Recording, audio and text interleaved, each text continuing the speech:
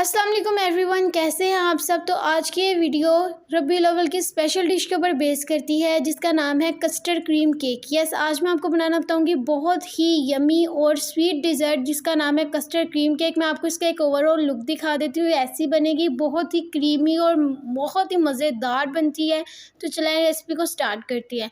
सबसे पहले मैंने यहाँ पे एक शीशे की डिश ली है और अब मैं इसके ऊपर जो है वो एक लेयर लगाऊंगी केक की। ये वही केक है जो मैंने आपको पिछली वीडियो में बनाना सिखाया था। 3 to 4 स्टेप्स में हमने केक तैयार कर लिया था। बहुत ही इजीली सॉफ्ट सा केक हमने बनाया था। अब मैं उसी केक की जो है एक लेयर लगा रही हूँ नीचे।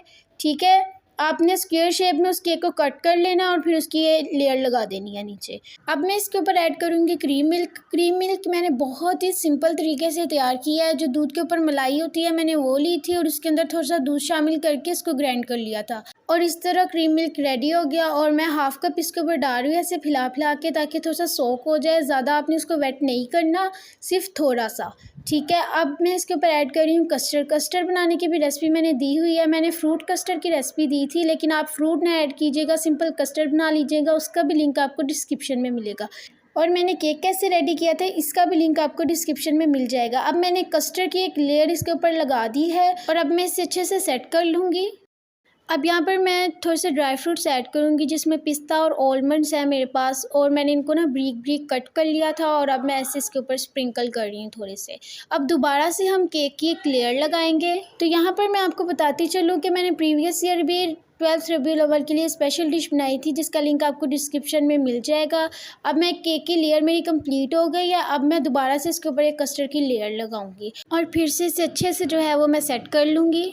अगर आपको वीडियो पसंद आ रही है तो प्लीज़ वीडियो को लाइक करें और 12th रबीउल अव्वल के ख़ास मौके पे आपने ज़रूर बनानी है ये रेसिपी। तो अब मैं आपको यहाँ पर बताती चलूँ कि आपने कस्टर्ड की सेकेंड लेयर लगाने के बाद 1 आवर के लिए जो है वो इसको रेफ्रिजरेटर में रखना है ताकि अच्छे से सेट हो जाए। और अब मैं यहाँ पर ले रही हूँ 1 कप व्हिपिंग क्रीम।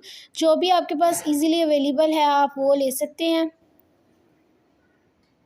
अब मैं इसको अच्छे से जो है इलेक्ट्रिक बीटर की मदद से बीट करूँगी और तब तक बीट करूँगी जब तक ये फ्लफ़ी ना हो जाए। तो यहाँ पर मैं आपको एक और टिप देती हूँ कि आपने जो कस्टर्ड है उसमें ज़्यादा शुगर ऐड नहीं करनी, क्योंकि केक में भी शुगर होगी, कस्टर्ड में भी शुगर होगी और जो व्हिपिंग क्रीम है उसमें भी शुगर अच्छी खासी होती है।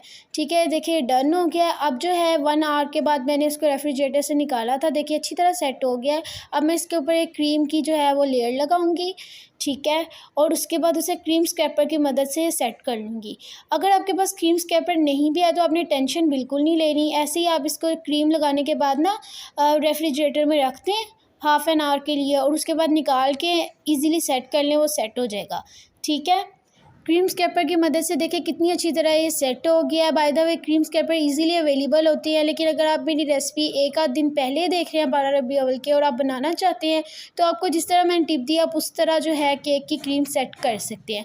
मैं दोबारा से इसके ऊपर ड्राई फ्रूट्स ऐड कर रही हूँ। ड्राई फ्रूट्स ऐड करने के बाद मैं इसे फिर 2 आवर्स के लिए जो है वो रेफ्रिजरेट करूँगी। देन हम इसे कट करेंगे और यमी यमी करके खाएँगे। बहुत ही इजी रेसिपी है, ट्राई ज़रूर कीजिएगा। आई होप आपको आज की वीडियो पसंद आई होगी।